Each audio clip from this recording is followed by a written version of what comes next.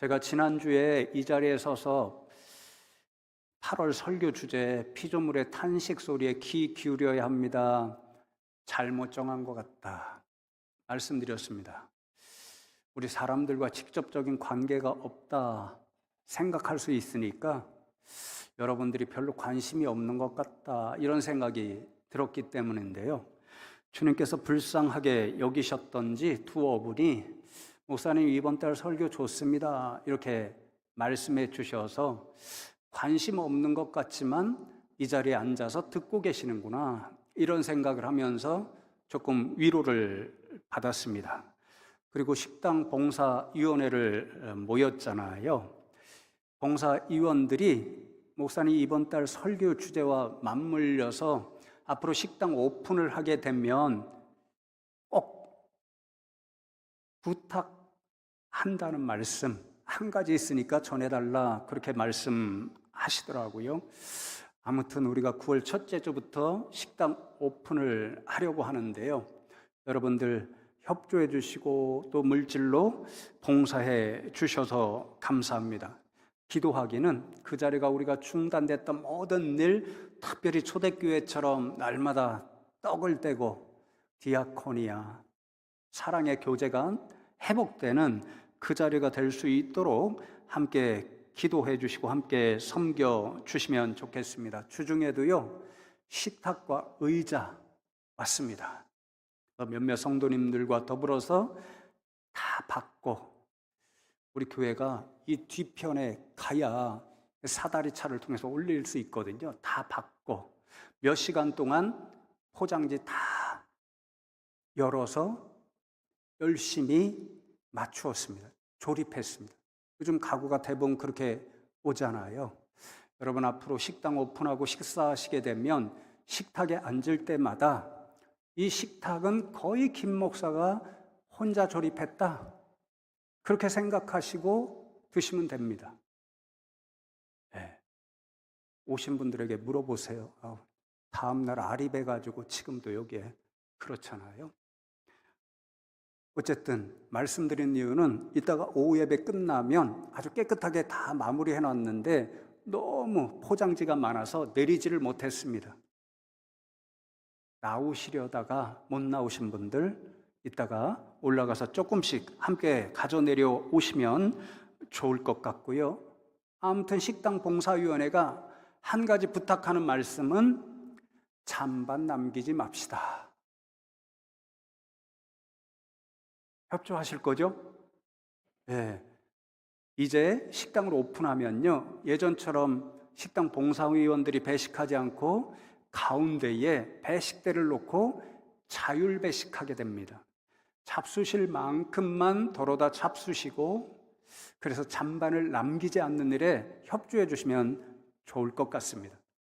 여러분 다 아시죠? 잔반을 남기지 않는 것도 이번 달 말씀의 교훈에 따라 피조 세계를 살리는데 우리가 실천하는 작은 실천일이 됩니다.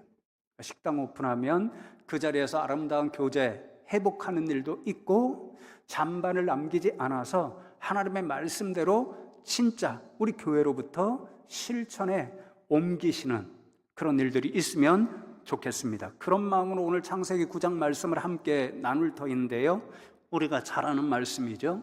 하나님께서 세상이 너무도 악해서 대홍수로 심판하신 후에 방주를 통해서 구원해 주신 노아와 더불어 언약을 맺으시는 그런 말씀입니다. 그래서 노아 언약이다, 혹은 우리가 잘 아는 것처럼 무지개를 통해서 이 언약을 보증해 주셨으니까 무지개 언약이다 이렇게 말씀하는 그런 본문인데요, 이 말씀을 가지고 오늘도 우리가 죽어가며 신음하고 있는 하나님 지어놓으신 이 피조 세계를 살리기 위해 꼭 기억해야 할 하나님 주시는 생명의 교훈 두 가지를 함께 나누며 생각하면 좋겠습니다. 첫 번째로 오늘 본문 말씀은 사람과 더불어서 모든 생물도 하나님의 언약의 대상이 되고 있다는 사실을 기억해야 합니다. 매우 중요합니다.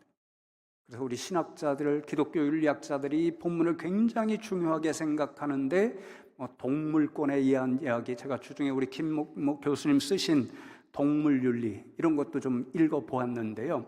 어쨌든 9절과 10절 말씀을 보시면 굉장히 중요한 말씀입니다. 내가 내 언약을 너희와 너희 후손과 너희와 함께한 모든 생물 곧 너희와 함께한 새와 가축과 땅의 모든 생물에게 세우리니 방주에서 낳은 모든 것 곧 땅의 모든 짐승에게니라. 그렇게 말씀하고 12절에도 유사하게 하나님이 이르시되 내가 나와 너희와 및 너희와 함께하는 모든 생물 사이에 대대로 영원히 세우는 언약의 증거는 이것이니라.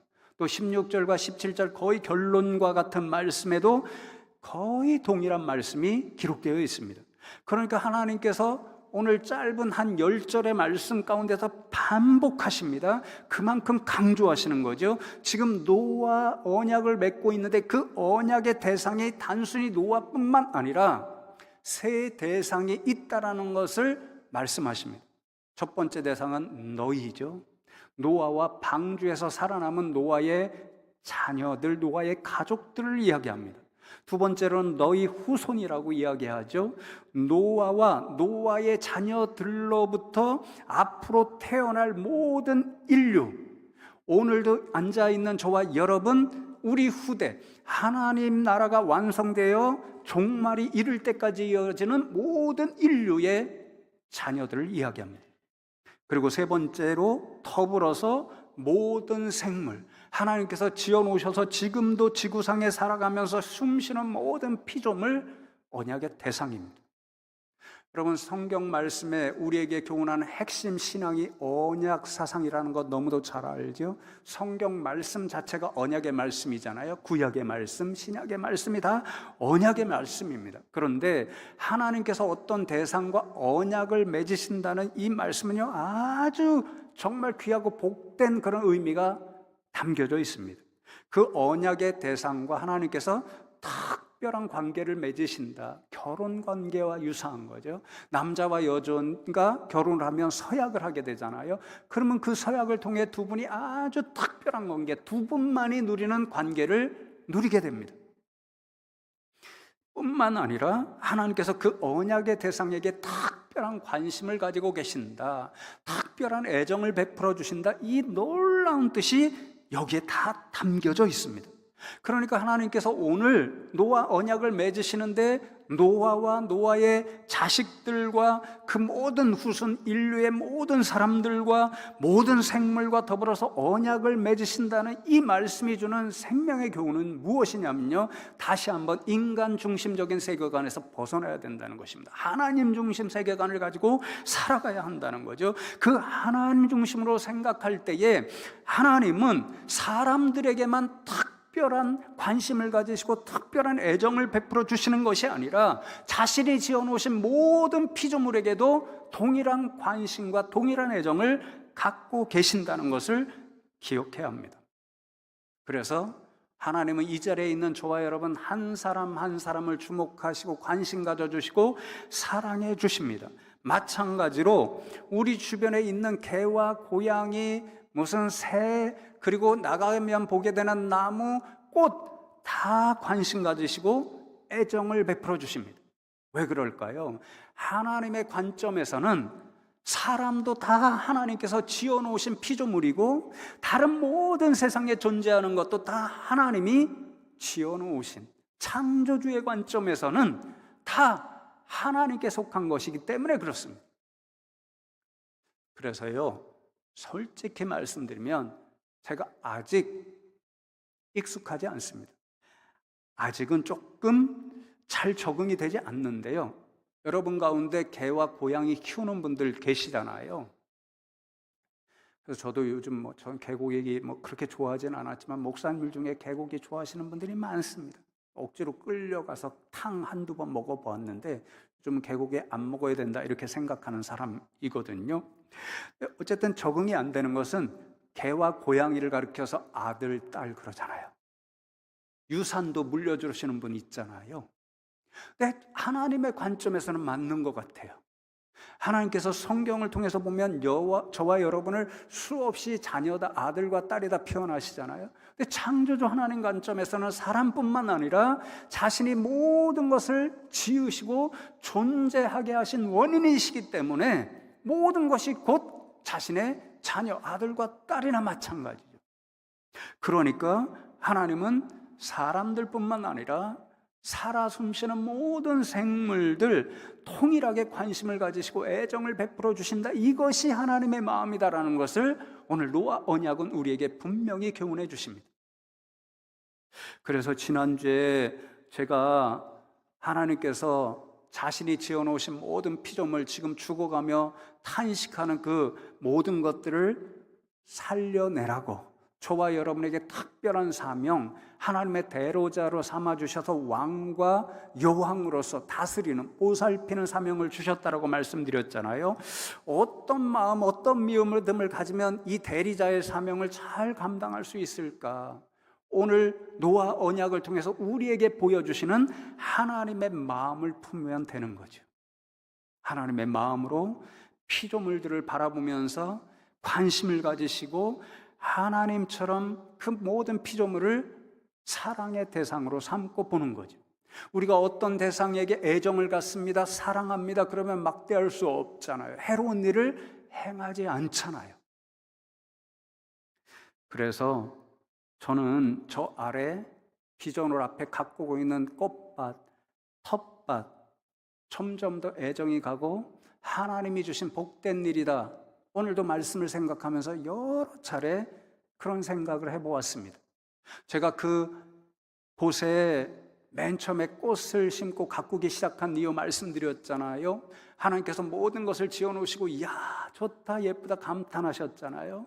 그 감탄하는 일들을 우리 성도님들, 또 숭실에 오는 아이들, 지역 주민들까지도 그 감탄하는 것을 좀 보면 좋겠다, 나누면 좋겠다, 이런 마음이었습니다. 점점 더 그렇게 되고 있잖아요. 그 앞에 있는 유치원 아이들 꽃이 한참 필 때면 엄마 손을 잡고 꼭 그 앞에 와서 보고 가는 아이들이 있습니다. 그리고 얼마나 감탄하면 그곳에 심었던 예쁜 꽃도 뽑아가잖아요. 집에 가져가서 날마다 가까이 두고 예쁘다 감탄하려고 뽑아갔구나, 이런 마음을 생각해 보니까 제가 CCTV 돌려서 잡아보려고 했거든요. 잡지 말자, 그래 생각했습니다. 또 요즘 더 감탄하는 분들이 있잖아요. 우리 박형규 집사님이 애써서 애지중지 가꾸었잖아요. 거기에 오이도 달리고 호박도 달렸는데 하루는 어떤 분이 다 따가셨어요. 허락도 안 받고. 얼마나 감탄했으면, 그렇죠? 그거 따다가 직접 요리해서 먹고 야 맛있다 감탄하시려고 따갔잖아요. 오늘 일부 예배 때도 우리 박형주 집사님에게 섭섭해한 마음 가지지 말라고 그런 뜻에서 말씀드렸습니다. 얼마 전에 그래서 제가 잠깐 화가 난 적이 있어요. 거기가 땅이 그렇게 좋지 않습니다. 비가 오면 물도 금방 빠져버리고요, 거름기도 거의 없습니다. 거름도 막 쏟아붓고 해서 심었거든요. 사르니까 지금은 파보면 지렁이도 나오고 벌레도 나옵니다. 땅이 살아나고 있는 거죠. 근데 여전히 뭐를 심어도 자라지 않고 죽기만 하는 그런 부분이 있습니다. 근데 제가 시골집에 갔더니 어머니가 초화화라는 것을 키웁니다. 알아요? 아주 가느댕댕한 파란 건데 거기에서 가느다랗게 꽃대가 나와서 조그맣게 빨갛게 분홍색으로 꽃이 핍니다. 예쁩니다. 그리고 보라색도 있어요. 그게 어디든지 잘 자란대요. 번식도 잘 되고. 그래서 얻어와서 심었습니다. 와, 다른 것은 다 죽었는데 그건 그렇게 예쁘게 자라요. 번식도 너무 잘해요. 알아서 그냥 꺾어서 심으면 나고 자랍니다. 너무 예뻐서 신기하고 있는데 어떤 분이 그 화단에 올라가서 그것만 차근차근 다 밟아버렸습니다. 화 나겠어요? 안 나겠어요? 여러분 한번 심어보세요. 여러분이 심어놓고 예쁘게 보는데 누가 다 밟아버리고 뽑아버려요. 얼마나 속이 상해.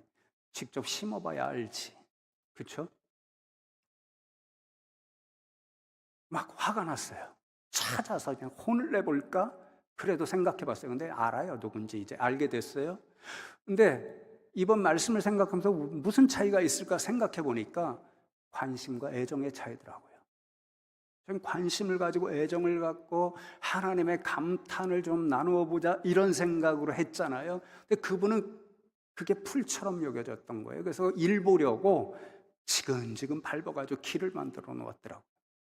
그래도 얼마 전에 보니까 뿌리가 강해서 살아남고 있어요. 할렐루야. 관심과 애정의 차이라는 거죠.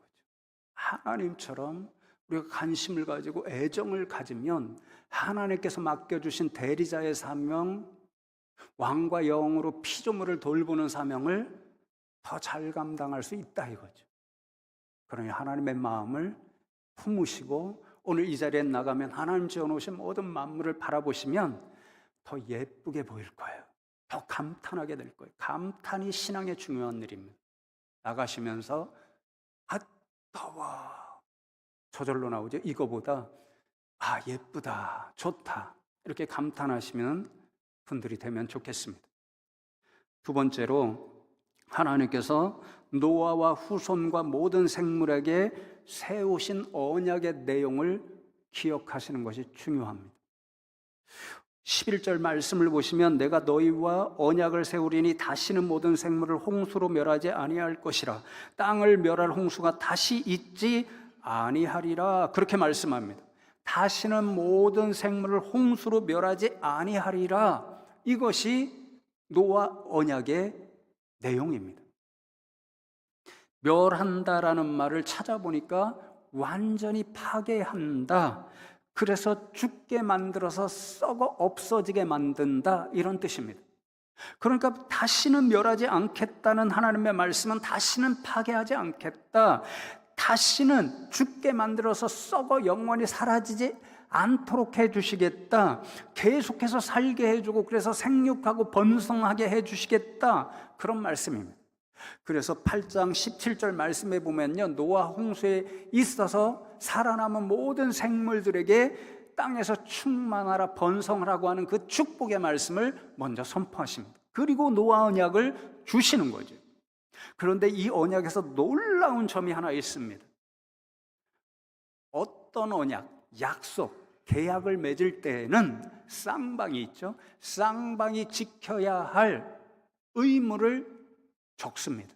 성경도 마찬가지죠. 시내산 언약을 생각해 보십시오. 하나님의 애굽에서 고통당하던 그들을 건져내시고 시내산 앞에 이르렀을 때의 언약을 맺으시죠. 핵심 내용은 간단합니다. 너희가 내 말을 듣고 순종하면 나는 너희를 위한 너희의 하나님이 되어 주시겠고 너희는 나의 거룩한 백성, 열방 중에서 선택한 거룩한 백성이 되게 하리라.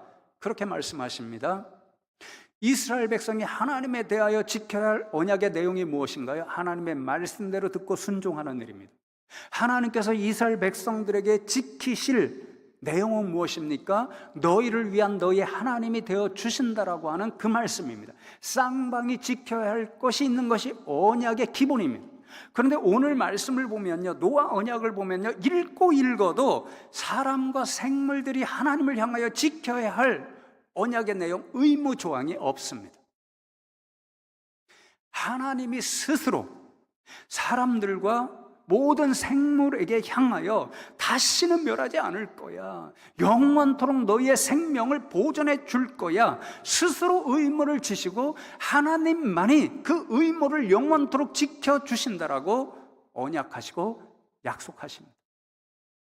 그래서 이 말씀을 주석가는 학자들이 놀랍게 성경에서 거의 유일하게 하나님이 일방적으로 자신의 피조물, 사람과 모든 생물에게 자신의 의무를 스스로 만들어 지시는, 그래서 일방적인 은혜를 주시는 언약 말씀이 노아 언약 이 말씀이라 해석합니다. 누구에게 주어진다고요? 사람에게만 주어지나요? 아닙니다. 사람과 더불어 모든 생물에게 주십니다. 그래서 사람만 그 생명을 영원토록 보존해 주시겠다 말씀하시는 것이 아니라 사람과 더불어 모든 살아 숨쉬는 하나님의 작품들, 모든 생물들의 생명도 영원토록 보존해 주시겠다라고 약속하십니다. 그런데 여러분 6장 말씀에 보면 이 생명 보존의 사명도 하나님과 더불어 누가 협조자 동역자가 되기를 원하시냐면 누구에게 그 사명을 주시냐면요, 바로 저와 여러분 사람입니다. 대리자로 세우신 저와 여러분입니다. 6장 18절로 20절 말씀을 보시면 그러나 너와는 내가 내 언약을 세우리니 너는 노아지요 내 아들들과 내 아내와 내 며느리들과 함께 그 방주로 들어가고 혈육 있는 모든 생물을 너는 각기 암소 한 쌍씩 방주로 이끌어 들여 너와 함께 생명을 보존하게 하되 새가 그 종류대로 가축이 그 종류대로 땅에 기른 모든 것이 그 종류대로 각기 둘씩 내게로 나오리니 그 생명을 보존하게 하라. 그렇게 말씀합니다. 노아에게 생명 보존의 사명을 주십니다. 너와 함께 생명을 보존하라. 너 사람과 더불어 내가 살아남게 하는 이 모든 생물체, 살아 숨쉬는 것들의 생명을 보존하라. 너와 함께 살도록 하라. 그러면서 말씀하시기를 먹을 것을 다 준비해서 방주에 가득 쌓아놓으라. 생명을 유지할 수 있는 방법까지도 말씀해 주십니다. 누구에게 주셨나요? 노아와 언약의 내용이 그의 후손들이니까 사람들에게 주셨습니다. 그러니까 생명 보존의 사명을 오늘도 하나님을 대신해서 이 지구상에서 살아가며 감당해야 할 사람들은 인생들, 특별히 하나님으로부터 대리자로 세우심을 받은 우리 믿음의 사람들, 저와 여러분 한 사람 한 사람입니다. 이 사명을 잘 감당하면 비록 지금은 신음하고 죽어가고 있지만 그런 생명체를 다시 살려낼 가능성이 점점 높아지지만 이 사명을 감당하지 못하면 그냥 죽어버리고 결국은 부메랑이 되어 저와 여러분도 고통을 당하고 죽음의 세계로 갈 수밖에 없습니다. 그러면 어떤 믿음의 마음을 가지면 하나님께서 맡기신 이 생명 보존의 사명을 조금이라도 더 잘 감당할 수 있을까요? 오늘 언약 맺으시는 이 대상이 매우 중요하다고 말씀드렸죠. 거기에 분명히 우리의 후손도 언약의 대상입니다. 이 후손에 대한 마음을 가지면 하나님 주신 생명 보존의 사명을 더 잘 감당할 수 있겠다 하는 생각이 들었습니다. 여러분 다음 주가 이제 숭실 생계형 장학헌금 주일입니다. 여러분 잘 아시듯이 제가 16년 동안 여러분에게 11조 하십시오, 기타 어떤 헌금 생활 철저하게 하십시오 설교한 적이 없습니다. 드릴 말씀은 많이 있지만 이 물질에 대한 헌금은 아직 믿음의 일들이 충분하지 않아서 믿음의 성숙의 단계가 아직 유아 같은 분들이 있잖아요. 그분들 생각하면서 물질 설교를 해야 된다라고 생각해서 아직 하지 않았습니다. 그런데 그럼에도 불구하고 제가 1년 혹은 2년에 한 번씩 여러분에게 이 일에는 적극 동참해 주시면 좋겠다라고 말씀드린 것이 두 가지입니다. 아마 전국교회에서 유일하게 우리 교회가 여름에 2번 헌금 봉투 넣는 일이 있습니다. 그 외에 헌금 봉투 넣어드리는 일 거의 없죠. 절기 헌금 빼고는. 다른 교회 가면 훨씬 더 많은 헌금 봉투를 넣어줍니다. 그 두 가지가 교회 학교 여름 행사 후원 헌금 하는 것이고 숭실 세양 장학 헌금 하는 일입니다. 왜 그랬지요? 하나님께서 우리 교회에 주신 첫 번째 비전이 바로 교육의 비전, 다음 세대를 위한 비전이기 때문에, 그러면 여러분이 다 어떤 믿음의 수준에 있어도 다 이해하실 것이라 생각해서 말씀드렸습니다. 특별히 숭실 세용 장학 헌금이 어떻게 만들어졌는지, 여기에 어떤 마음이 담겨 있는지 여러분 잘 아시죠? 세용이 너무도 어려운 친구들을 돕는 일을 기뻐했던 그 마음이 고스란히 이 헌금에 녹아져 있습니다. 말씀드리지 않습니다. 여러분 다 아시죠? 모르시는 분들은 홈페이지 찾아보시면 좋을 것 같습니다. 그런데 오늘 말씀에 비추어서 한 가지 여러분이 깊이 생각해 주시길 원하는 것이 있습니다. 바로 이 일이 우리 다음 세대를 위한 것, 다른 아이들이 아닙니다. 다른 아이들이라고 생각하시면 안 됩니다. 하나님 안에서 우리는 다 형제와 자매라고 고백합니다. 그러니 지금 주일학교에서 교회 학교에서 예배하고 있는 모든 아이들이 여러분의 자녀들이고 여러분의 손주들입니다. 아무도 아멘 안 하시네요. 저는 흥분해서 말씀드리는데.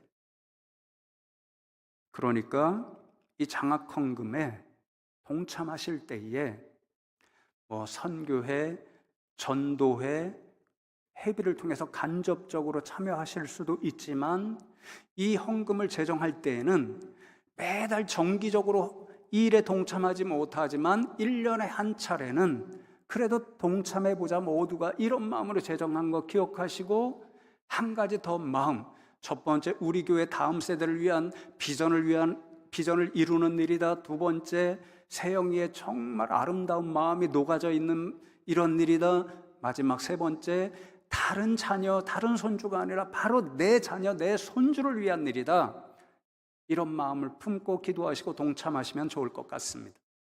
여러분, 왜 제가 이렇게 자녀와 손주를 강조하고 있을까요? 오늘 하나님의 말씀이 그것을 기억하라고 말씀하시기 때문에 그렇습니다. 아빠, 엄마, 할아버지, 할머니, 자신의 자녀와 손주를 생각하는 그 마음만큼 지극하고 예쁜 마음이 없습니다. 자신이 가진 것 모든 것을 다 주어도 아낌 없죠. 어떻게 하면 더 주고 싶나? 어떻게 하면 더 줄 수 있을까? 이것을 오히려 고민하죠. 왜 그렇습니까? 그만큼 자녀를 사랑하고 그만큼 손주를 아끼기 때문에 그렇습니다. 그만큼 더 주어서 나보다 내 자녀가 잘 되고 내 손주가 행복하면 충분하다. 나는 그걸 위하면 얼마든지 희생할 수 있다. 이게 저와 여러분의 마음이잖아요. 이렇게 자녀와 손주를 생각하는 마음을 품으면 하나님께서 주신 피조 세계의 생명을 보존하는 사명 조금 더 감당할 수 있다는 거죠.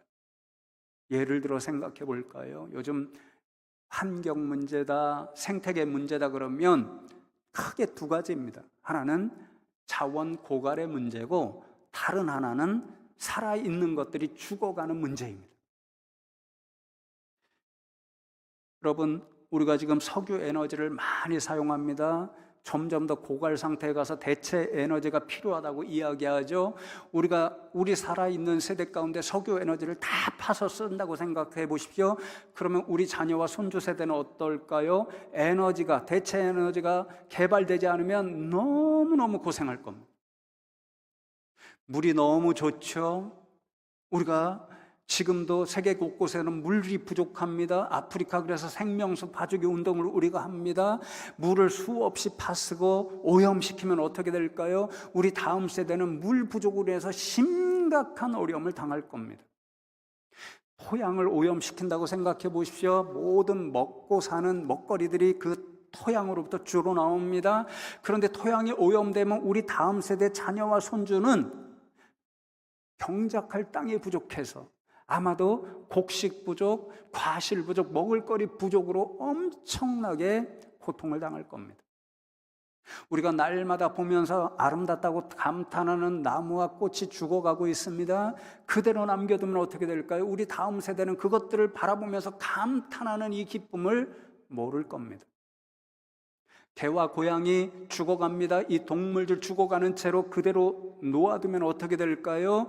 우리 자녀 세대, 우리 손주 세대는 개와 고양이를 기르며 정말 내 딸이다, 내 아들이다, 그 행복감을 맛볼 수 없을 것입니다. 다 박탈당하고 말 것입니다. 누구 때문에요? 저와 여러분 때문에요. 여러분, 이런 일을 원하시나요?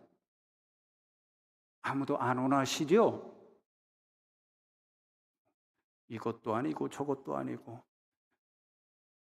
후손들도 다 이런 아름다운 것들을 누리게 하고 싶어하는 것이 우리의 마음입니다. 아니요, 반드시 그렇게 되도록 우리는 해 주어야 합니다. 이것이 우리의 의무이고 우리 후손이 마땅히 누려야 할 하나님이 주신 권리입니다. 오늘 말씀이 그것을 분명하게 이야기하고, 그래서 신학자들, 철학자들은 이것을 가리켜서 세대 간 분배 정의의 일들을 지켜야 한다. 우리가 우리의 것도 아닌데 하나님께서 만들어주시고 배설해 주셔서 마음껏 이런 아름다운 것을 누리고 있는데 우리 후손들도 마땅히 그 권리, 하나님께서 주신 권리를 누리게 해 주어야 한다. 세대 간 분배 정의의 일을 지키며 살아가야 된다라는 거죠. 그래야 생명 보존의 일을 감당할 수가 있습니다. 이제 말씀을 맺으려고 하는데요, 이 보존의 사명 주셨다는 것을 생각할 때에 오래전 경험한 안타까운 사건 하나가 기억났습니다. 약 10년 전쯤인데요, 강화도에 가보셨죠? 고려산 가보셨죠? 4월쯤 되면 진달래 축제가 있잖아요.